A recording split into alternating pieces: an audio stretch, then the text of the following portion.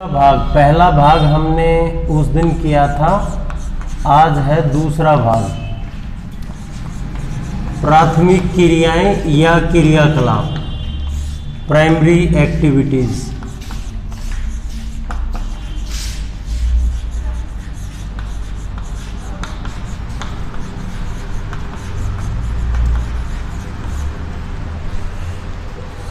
उस दिन हमने खेती के ऊपर चर्चा कर रहे थे, तो उसी कड़ी में जब हम आगे बढ़ते हैं तो आती है रोपण कृषि।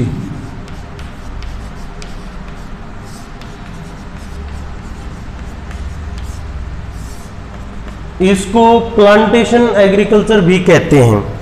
रोपण कृषि क्या है, इसकी शुरुआत कब हुई, इसका क्या महत्व है, क्या इसके लाभ हो सकते हैं, और रोपण कृषि करने से खेती पर, उत्पादन पर क्या प्रभाव पड़ता है। रोपण कृषि की शुरुआत अंग्रेजों द्वारा अपने उपनिवेशिक देशों में, जो उष्णकटिबंधीय देशों में उपनिवेश थे, वहाँ पर करी गई थी।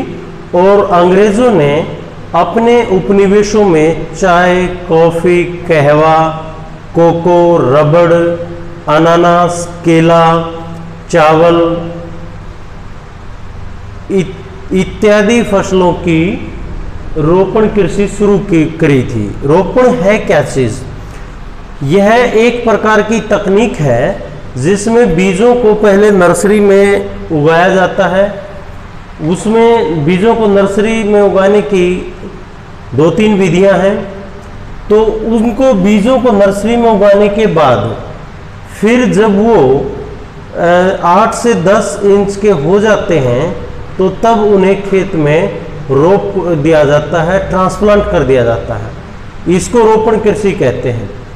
इस तरह की तकनीक को अपनाने से कृषि में उत्पादन ज़्यादा होता है, लाभ ज़्यादा होता है। अगर हम अपने आस पड़ोस के क्षेत्रों में देखें तो चावल की कृषि को जब रोपण विधि से करते हैं तो उसमें उत्पादन ज़्यादा बढ़ता है और खर्च कम लगता है। इसी तरह से यदि हम उत्तर पूर्व असम में या नीलगिरी की पहाड़ियों पर चाय की खेती को देखें तो चाय भी एक झाड़ीनुमा पौधा है, उसको भी रोपण कृषि द्वारा रोपित किया जाता है। इसी तरह से हम अनानास की फसल को देखें, केले की फसल, और भी बहुत सारी फसलों को देख सकते हैं। नारियल की फसल भी रोपण द्वारा होती है, बांस की खेती भी रोपण विधि से होती है। जितने भी फलदार पौधे हैं ये सब रोपण विधि से ही होते हैं, जिनको सीधे तौर पर बीज से नहीं उगाया जा सकता। तो रोपण कृषि बहुत ज़्यादा लाभदायक है। इसकी शुरुआत अंग्रेजों के द्वारा अपने सभी औपनिवेशिक देशों में वहाँ की अर्थव्यवस्था को मजबूत करने और ज़्यादा उत्पादन प्राप्त करने के उद्देश्य से करी गई थी। आज ये बहुत ही प्रचलित माध्यम हो गया है, क्योंकि जितने महीने तक पौधा नर्सरी में रहता है वहाँ पर पानी की खपत कम लगती है, खर्च कम होता है, मेहनत कम क्षेत्र में होती है, देखभाल कम क्षेत्र की करनी होती है। तो ये जो अनुपात है, इस अनुपात का ही फसल के कुल उत्पादन पर प्रभाव पड़ता है। तो रोपण कृषि भारत के ज़्यादातर क्षेत्रों में जहाँ जहाँ चावल की खेती होती है वहाँ सब रोपण से होती है। इसके अलावा जो पेय फसलें हैं, चाय, कोहवा, कॉफ़ी, कहवा, कॉफ़ी, कोको, और जो फलदार फसलें हैं इनमें गन्ना, फलदार फसलों में केला, अनानास, नारियल, और जो रेशेदार फसलें हैं उनमें कपास, औद्योगिक फसलों में गन्ना, ये सभी रोपण कृषि से उगाए जाते हैं।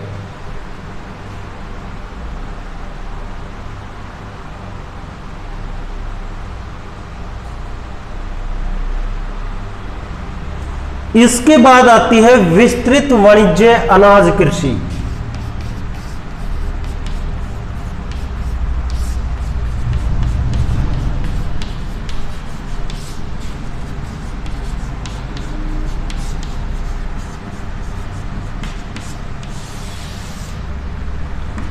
ये कृषि केवल अनाज खाद्यान्नों की जाती है। इसके लिए एरिया बड़ा होता है, श्रमिक बहुत कम होते हैं, ज़्यादातर काम मशीनों की सहायता से किया जाता है। इसमें आधुनिक बीजों का प्रयोग किया जाता है, आधुनिक खाद और दवाइयों का प्रयोग किया जाता है, कीटनाशकों का प्रयोग किया जाता है और आधुनिक मशीनों का प्रयोग होता है। सिंचाई भी आधुनिक ड्रिप मेथड से, ड्रिप विधि से की जाती है ताकि पानी कम लगे और ज़्यादा एरिया सिंचित हो जाए। तो इस तरह की कृषि विश्व में ज़्यादातर अमेरिका, ऑस्ट्रेलिया में देखने को मिलती है। यदि भारत में देखा जाए तो पंजाब के कुछ क्षेत्रों में भी यह देखने को मिलती है। इसमें केवल अनाज उगाए जाते हैं, अनाजों को व्यापार के लिए उगाया जाता है और फिर उन्हें मंडियों में भेज दिया जाता है। हरियाणा में भी करी जाती है, लेकिन यहाँ पर तकनीक पंजाब के मुकाबले कम देखी जाती है। इसमें केवल खाद्यान्न फसलें उगाई जाती हैं। गेहूँ हो सकता है, मक्का हो सकता है, ज्वार, बाजरा, रागी, ये सभी फसलें हो सकती हैं। चावल हम पहले पढ़ चुके हैं, वैसे चावल भी हो सकता है, लेकिन चावल का अध्ययन हम रोपण कृषि में कर चुके हैं, तो यहाँ हम चावल को छोड़ देंगे। तो बाकी जितने भी खाद्यान्न फसलें हैं उनका इस विधि से उत्पादन लिया जाता है। इसमें एरिया बड़ा होता है, क्षेत्र बड़ा होता है और बड़े एरिया पर केवल एक ही फसल उगाई जाती है, इसी की देखभाल की जाती है, इसी का एक ही बीज उगाया जाता है और उसी के माध्यम से इसकी पैदावार ली जाती है और कोशिश की जाती है, एक प्रयोग किया जाता है कि जिस बीज से उत्पादन हमें इस वर्ष ज़्यादा हुआ है, अगले वर्ष हम उन्हीं बीजों का उत्पादन करें।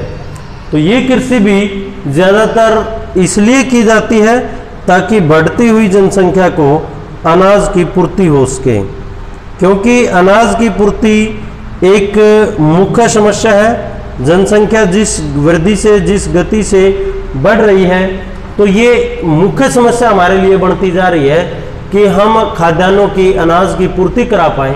तो वह पूर्ति कराने के लिए इस कृषि का उत्पादन किया जाता है। इसमें सभी खाद्यान्न आते हैं, सभी खाद्यान्न इसमें शामिल हैं। और अगर हम चावल को छोड़ दें तो बाकी खाद्यान्नों को रोपण विधि की ज़रूरत नहीं होती, यानी रोपाई की ज़रूरत नहीं, सीधी उनकी बुआई की जाती है। उनकी जो कटाई है वो भी आसान है, कंबाइनों के माध्यम से उनको हम कटाई कर सकते हैं। और चावल को छोड़ दें तो ज़्यादातर खाद्यान्न रबी के होते हैं, वो भी इनके लिए एक जैसा मौसम मिल जाता है। चावल को छोड़कर ज़्यादातर खाद्यान्नों में पानी की कम आवश्यकता होती है, तो इसलिए इन खाद्यान्नों की खेती उस एक क्षेत्र में भी कर सकते हैं जहां पर पानी की समस्या पाई जाती है।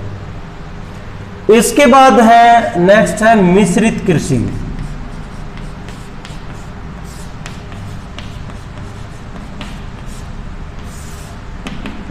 ये कृषि आज के इस युग की मांग है, डिमांड है, आवश्यकता है।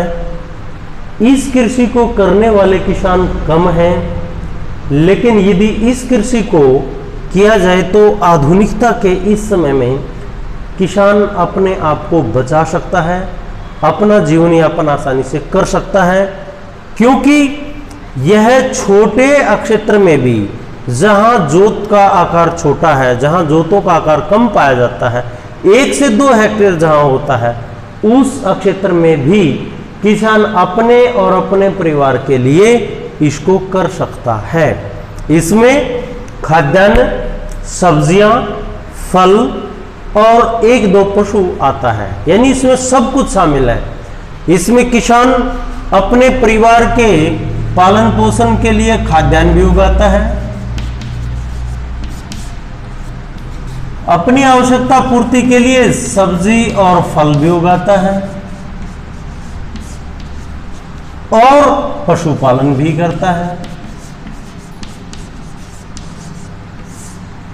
तो यह कृषि बहुत ज्यादा लाभदायक है। आजादी के बाद 1949 में सूखा पड़ गया गुजरात के अंदर। गुजरात से आते थे हमारे वर्तमान गृह मंत्री सरदार वल्लभ भाई पटेल।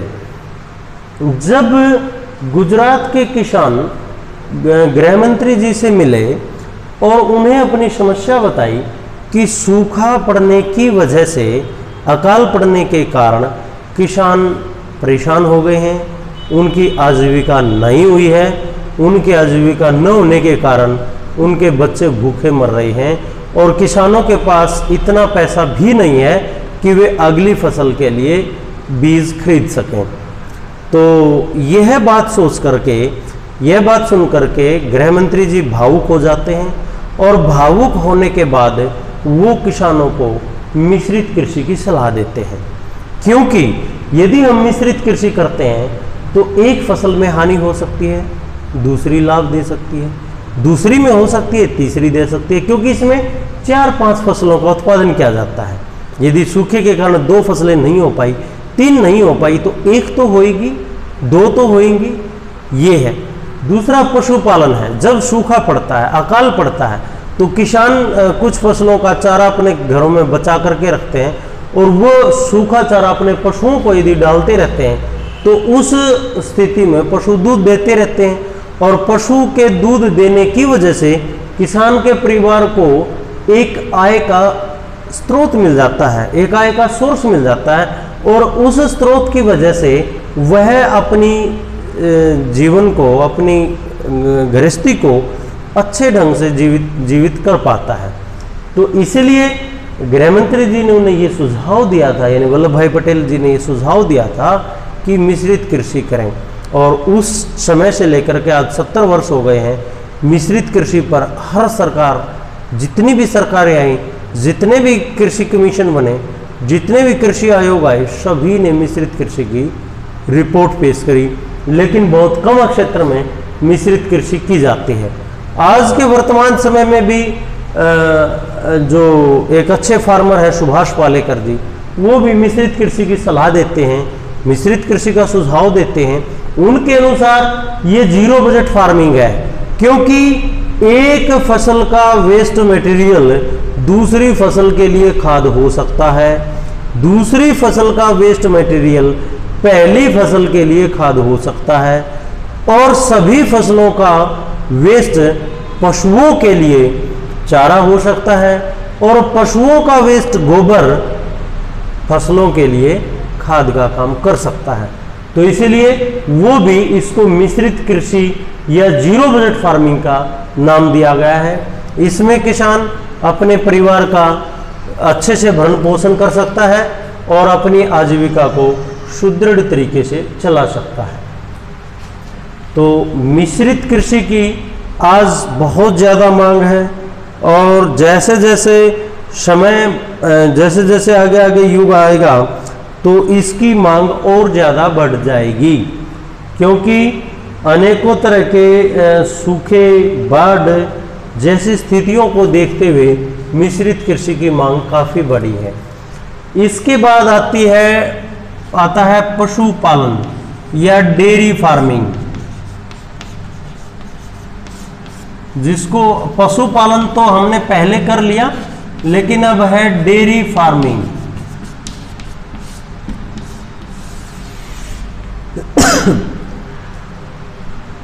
दुधारू पशुओं को, पहला था पशुपालन, उस पशुपालन में क्या होता था कि वो दुधारू है या नहीं ये मैटर नहीं करता था। उस जो हमने पहले पढ़ा था, उस पशुपालन में मांस के लिए पशु पाले जाते हैं। विदेशों में, बहुत से देशों में मांस के लिए पाले जाते हैं, ऊन के लिए पशु पाले जाते हैं, बोझा ढोने के लिए पशु पाले जाते हैं, दूध के लिए पशु पाले जाते हैं। लेकिन डेयरी फार्मिंग में मुख्य उद्देश्य केवल और केवल मात्र दूध उत्पादन लेना होता है। इसमें उत्तम नस्ल के, अच्छी प्रजाति के पशु पाले जाते हैं, जिनकी दुग्ध दोहन की अक्षमता ज़्यादा होती है। इनको एक ही स्थान पर बांध करके रखा जाता है और वहीं पर चारे की व्यवस्था, पानी की व्यवस्था, पशुओं को नहलाने की व्यवस्था करी जाती है। इनको समय समय पर पौष्टिक आहार दिया जाता है। बीमार पड़ने पर डॉक्टर भी वहीं आते हैं, चिकित्सक भी वहीं आते हैं ताकि वो इनकी देखभाल कर सकें। तो डेयरी फार्मिंग में इस तरह के पशु प्रजातियों को रखा जाता है जो ज़्यादा दुग्ध उत्पादन दे सकें। उसके बाद डेयरी फार्मिंग उस एरिया में की जाती है जहां पर दूध और दूध से बने उत्पादों की मांग ज़्यादा होती है, या जहां पर जिस उद्योग में यह दूध कच्चा माल के रूप में प्रयोग होता है। तो जैसे हमने पहले मिश्रित फार्मिंग में गुजरात का उदाहरण लिया, तो गुजरात के किसानों ने भी अपने घर में छोटे स्तर पर डेयरी फार्मिंग प्रारंभ की, 2-2, 3-3 पशु रखना प्रारंभ कर दिया और उस दूध को कहाँ देना शुरू कर दिया?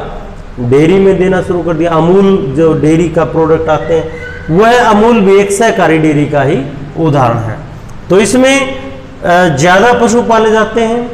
भारत में इसका स्वरूप 5 या 10 पशुओं से लेकर के 200-250 तक हो सकता है, जबकि अमेरिका, न्यूजीलैंड, स्वीडन, डेनमार्क जैसे देशों में एक ही डेयरी पर कम से कम 1000 पशु पाले जाते हैं।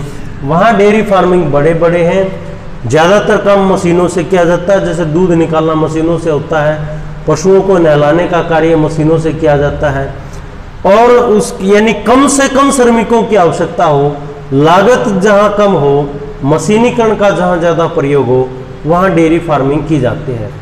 और अगर हम स्वीडन, डेनमार्क, न्यूजीलैंड जैसे देशों को देखें तो वहाँ के डेयरी फार्मर्स ने या तो खुद की अपनी मिल्क प्रोडक्ट की कोई इंडस्ट्री लगा रखी है, जैसे दूध से पनीर बनाना, आइसक्रीम बनाना, घी बनाना, मक्खन बनाना, या उनके संबंध अच्छी अच्छी कंपनियों से हैं ताकि वो अच्छी कीमतों पर अपने दूध को बेच सकें, उसका एक्सपोर्ट कर सकें।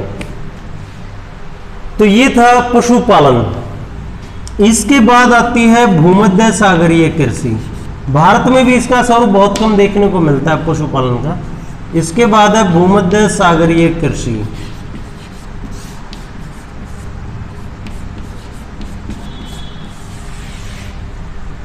भूमध्य सागरीय कृषि क्या है? जैसे पहले एक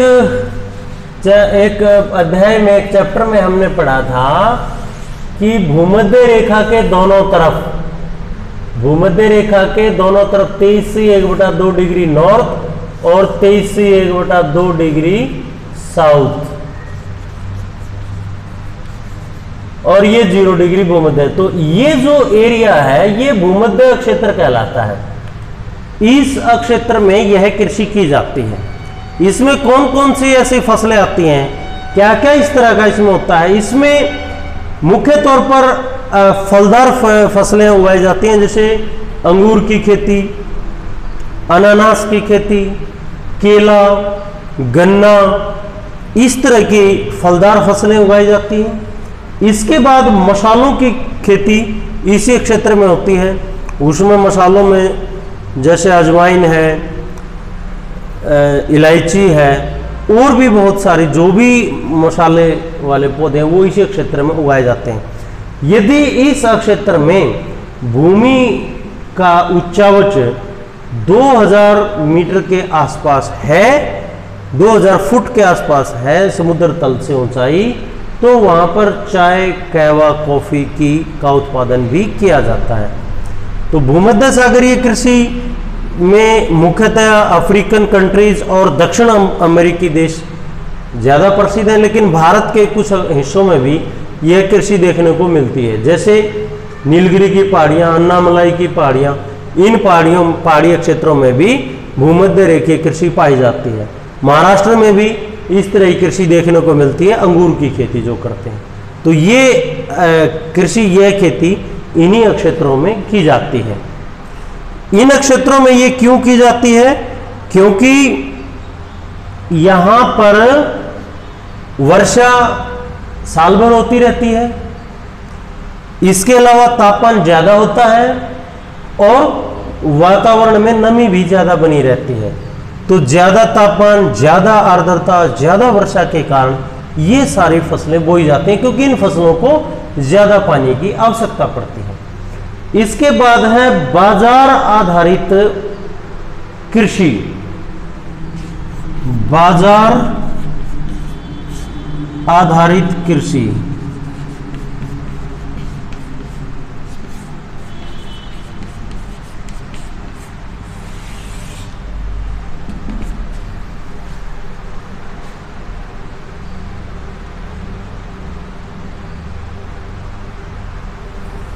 बाजार आधारित कृषि क्या है? बाजार आधारित कृषि से मतलब है शहरों के आसपास, ये शहर का एक सेंटर है, ये मार्केट का एरिया है 1 से 2 किलोमीटर, रिहायशी एरिया है, वीआईपी एरिया, उसके बाद थोड़ा कम वो, इसके फिर बाहर का जो एरिया है ना, ये एग्रीकल्चरल लैंड आ जाती है। इसमें वो उत्पादन किया जाए जिसकी मांग यहां पर है, जिसकी मांग इस क्षेत्र में है। तो ऐसा उत्पादन क्या है? सब्जियां, क्योंकि शहर के नजदीक वही चीजें उगाई जाएंगी जो दूर से लाने में परेशानी होती है, जल्दी खराब हो जाती हैं। तो यहाँ पर सब्जियों की खेती हो सकती है, उसके बाद फूलों की खेती हो सकती है, क्योंकि फूल खेत से तोड़ने के बाद बाजार में जल्दी पहुँचाने होते हैं, अन्यथा वो मुरझा जाते हैं, खराब हो जाते हैं। तो फूलों की खेती, सब्जियों की खेती, ये सभी इस कृषि में आते हैं। और यह कृषि ऐसी है कि इसमें प्रतिदिन खेत में हार्वेस्टिंग होती है और प्रतिदिन उसको बाजार में बेचा जाता है।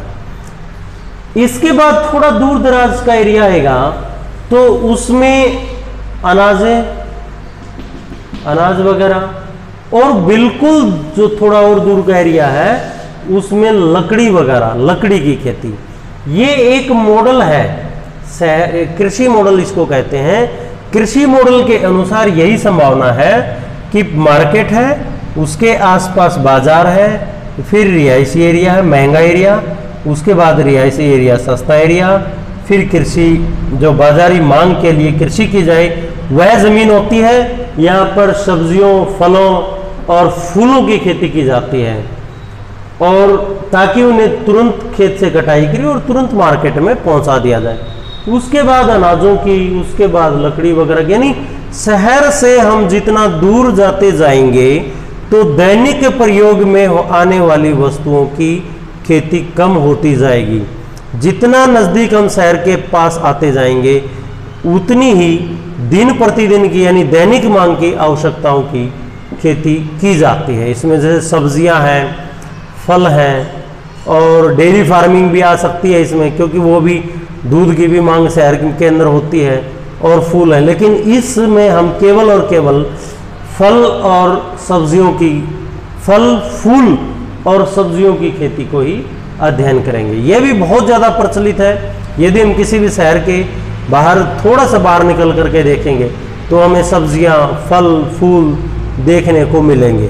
वजह इसकी यही है क्योंकि शहर एक बड़ा क्षेत्र होता है, पॉपुलेशन ज़्यादा होती है शहर में, जनसंख्या घनत्व ज़्यादा है, जनसंख्या घनत्व ज़्यादा है तो वहाँ पर मांग ज़्यादा है, मांग ज़्यादा है तो उस मांग को पूरा करने के लिए वही किसान इस पद्धति को अपनाते हैं जो रोजाना की रोजाना मेहनत कर सकें। जैसे यदि हम इस कृषि की बात करें, विस्तृत वाणिज्य अनाज कृषि, इसमें मेहनत प्रतिदिन नहीं होती है। इसमें फसल बुआई के समय पर, बीच में थोड़ा बहुत और कटाई पर। लेकिन जो ये कृषि है हमारी बाजार आधारित कृषि है, इस कृषि में प्रतिदिन की प्रतिदिन हमें मेहनत करनी होती है। सुबह जल्दी जा करके हमें ताज़े फल और सब्जियों को तोड़ना होता है, उसके बाद उन्हें बाजार में ले जाया जाता है ताकि वो शाम तक ग्राहक के पास पहुंच सके। इसके बाद आती है सहकारी कृषि।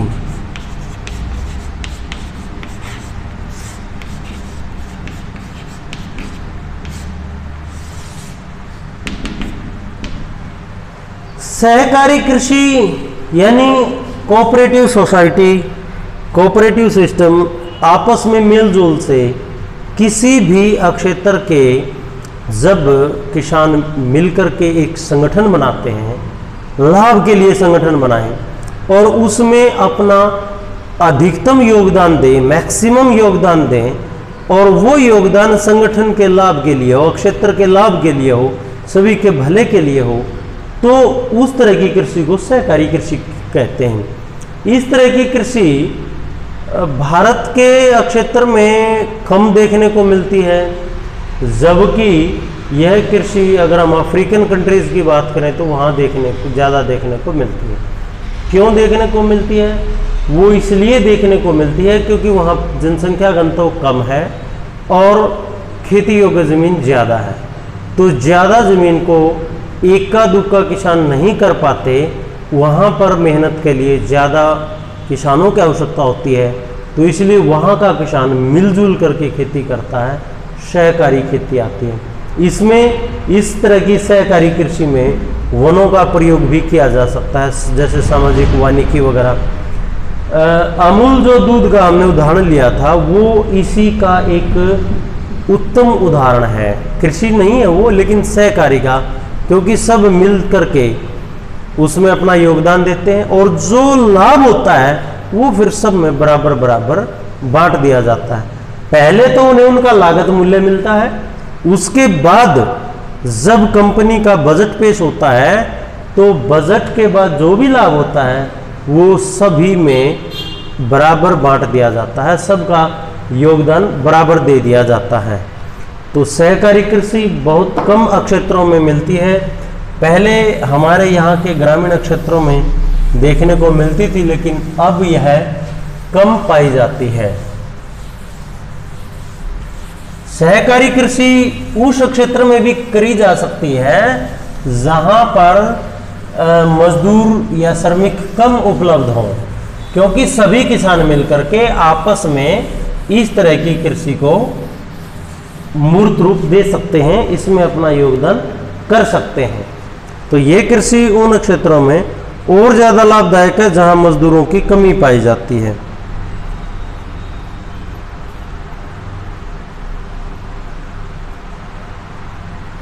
इसके बाद है सामूहिक कृषि।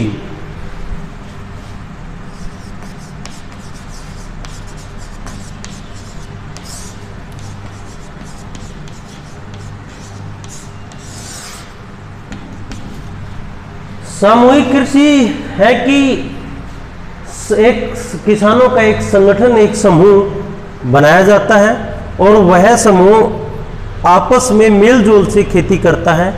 उसमें जो श्रम है, जो मजदूर है, वो भी सबका बराबर होता है, जो आर्थिक योगदान है वो भी सभी का बराबर होता है, और जिस अनुपात में इन्होंने अपना योगदान दिया था उसी अनुपात में इन्हें लाभ मिलता है या इन्हें लाभ दिया जाता है।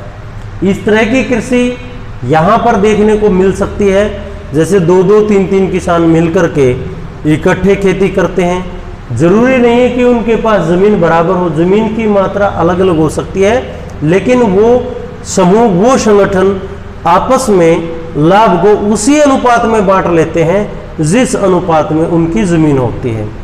तो ये ज़्यादातर पहाड़ी एरियाज में जहाँ फलों के बागान हैं वहाँ देखने को मिलता है, या उस क्षेत्र में जहाँ पर मजदूरों की कमी पाई जाती है या किसानों को कोई ना कोई समस्या लगी रहती है, जैसे बाढ़ की समस्या, सूखे की समस्या, जंगली जानवरों से फसल खराब होने की समस्या। तो इस तरह की समस्याएं जहाँ जहाँ पाई जाती हैं वहाँ ये खेती करी जाती है। इसके बाद इसी अध्याय में प्राथमिक क्रियाकलाप में आगे है हमारा खनन।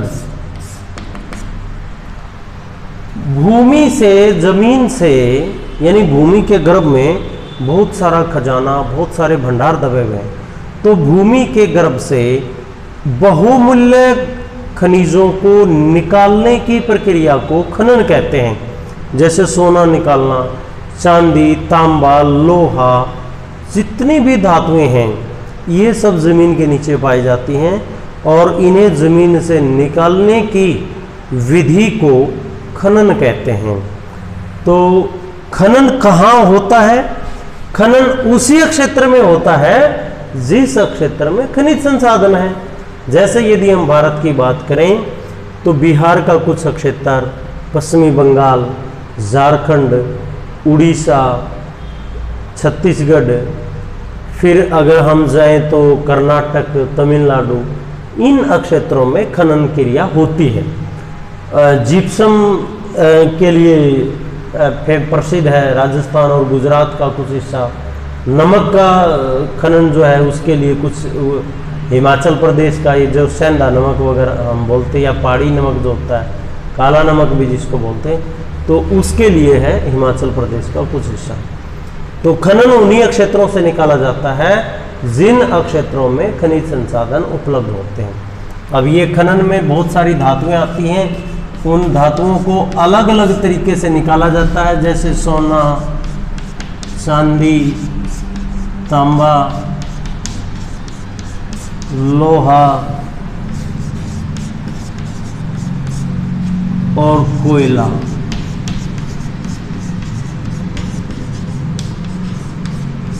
इत्यादि। तो ये मुख्य मुख्य खनिज हैं जो जमीन से निकाले जाते हैं। इनकी ज़्यादा विधि पढ़ने की ज़रूरत हमें नहीं है, लेकिन हमें ये देखना होता है कि खनन करने के बाद हमें उसको उद्योग में पहुंचाना होता है। तो इसलिए ये जब अगला चैप्टर आएगा कि उद्योगों के स्थापित होने के क्या क्या कारण हैं, तो वहाँ हम इसको पढ़ेंगे कि जहाँ पर खनिज पाए जाते हैं। अब खनिज को निकालते कैसे हैं ज़मीन से, इसकी विधियाँ क्या हैं, खनन की विधियाँ। देखो, खनन की मुख्यतः दो विधियां हैं। नंबर 1 ड्रिल या बर्मा विधि। ड्रिल या बर्मा,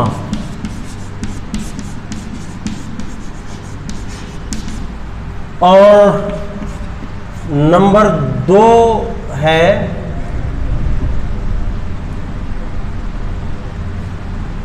ड्रिल या बर्मा विधि, और नंबर 2 है उत्खनन।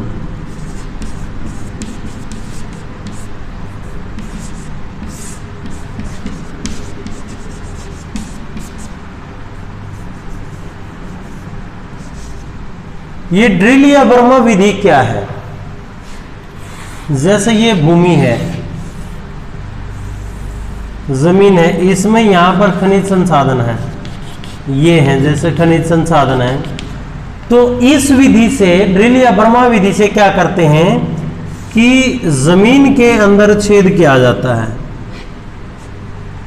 और छेद के माध्यम से, यानी 2 छेद इकट्ठे किए जाते हैं। छेद के माध्यम से एक छेद से प्रेशर बनाया जाता है और दूसरे छेद से खनिज बाहर आते हैं। तो इस तरह की जो ये विधि है, ये ड्रिल या बर्मा विधि कहलाती है। दूसरी जो उत्खनन विधि या मार्ग विधि जो कहते हैं, वह विधि इस तरह से है, जैसे इस क्षेत्र में खनन है, खनिज है,